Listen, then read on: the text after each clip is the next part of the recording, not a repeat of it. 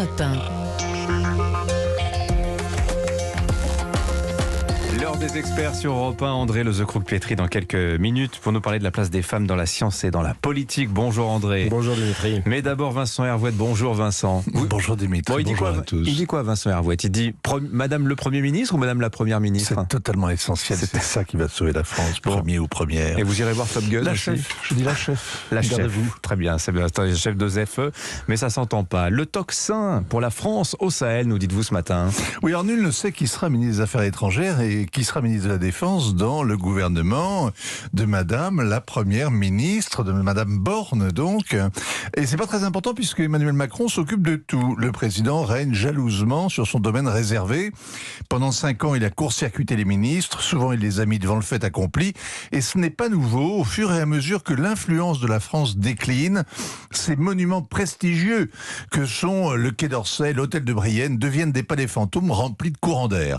La diplomatie est désormais la maison de retraite de la République où l'on envoie les dignitaires blanchis sous le harnais. 3 anciens premiers ministres y ont été recasés depuis 10 ans, Alain Juppé, Laurent Fabius, Jean-Marc Ayrault, et 2 anciens ministres de la Défense envoyés là comme on met les vieux généraux à la tête des Invalides, avec un titre prestigieux, un emploi du temps chargé et un train de vie de l'or anglais. Ils sont décoratifs et on se demande à quoi ils servent. À quoi bon, puisque tout se fait à l'Élysée? La liquidation du corps diplomatique a été un coup de grâce. Et pourtant, les nouveaux ministres vont avoir une urgence à traiter. Un de ces dossiers qui ennuie désormais le prince. Que des coups à prendre, aucun bénéfice en image. Une affaire qui réclame du temps, du courage, une vision, bref, une politique. Le tocsin sonne au Sahel. Alors ça fait 8 ans que la France y fait la guerre aux terroristes. Mais on n'en parle plus, une guerre chasse l'autre, le Sahel c'est fini, on démonte, les djihadistes au couteau entre les dents ont été remplacés par les tankistes russes au couteau entre les dents. Serval, Barkhane, Takuba, toutes ces inventions lexicales de l'état-major semblent aussi exotiques que le Tanganyika. Le bilan est simple et cruel, la France a échoué à contenir les djihadistes au Mali. 58 soldats français l'ont payé de leur vie, les contribuables ont arrosé de milliards d'euros le Sahel, en vain. Peut-être que la mission était impossible. Mais ce n'est pas parce qu'on regarde ailleurs que ça va mieux. On n'en parle plus, mais la situation empire. En effet, le Mali se retire du G5 Sahel.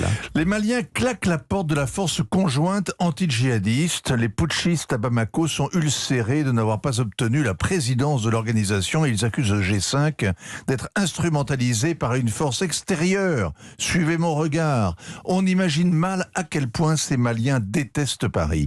Ils nient effrontément s'être vendus à la Russie, qui leur a expédié des mercenaires. Les soldats français qui préparent leur repli sont sur le qui-vive. Les tueries se multiplient, le pays s'enfonce. Le sang coule aussi au Niger et surtout au Burkina. Là aussi, un coup d'état militaire a prétendu mettre fin à la chienlit. Le nord, l'est et maintenant l'ouest du pays échappent au contrôle de l'armée. 40 gendarmes, supplétifs et villageois ont été tués pendant le week-end. Mais le comble, c'est l'émeute le week-end dernier à Djamena, au Tchad, une manifestation contre la France. La France accusée de soutenir la junte au pouvoir. Le général Idriss Déby Itno qui a pris le pouvoir à la mort du général Idriss Déby Itno, son père. Une demi-douzaine de stations-service Total ont été vandalisées parce que françaises et dans la foulée, une demi-douzaine de responsables de l'opposition jetés en prison. Au Sahel, le sentiment anti-français va continuer à se répandre. Si la France ne parvient plus à se faire aimer, à défaut de se faire craindre, elle sera chassée d'Afrique. Merci beaucoup Vincent Hervouet. Sacré défi effectivement pour Madame Borne et ses ministres.